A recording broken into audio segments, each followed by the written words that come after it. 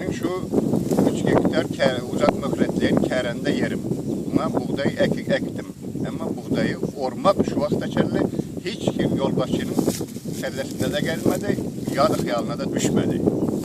Yine görün, kambayn ordum deyip zayalap giden yerleri. Son ne dedim buna? Teknika sarıp bilecek şu yada değerleri zayalasa, ahır gitmeli olduk da şu teknika. Bir denenin orup vermek var da ben Dayhan Güneş'in başlığına yoldaş Orunuf'a izi gider telefon arkalı. Hem de özüm yüzdür bir neçe gezek ayttım. Ama hiç netice çıkarmadı şu barada. Ben indi şu çeken yıl boyu çeken zahmetimden hiç girdeci al bilmeyeceğime doğru gözüm yetip duran.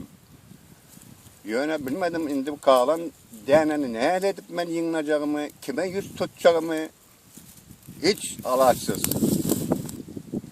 Benim bir edecek haşim yöne şu yerli yolbaşçılar benim hasılım yığınamaya kömek etseler.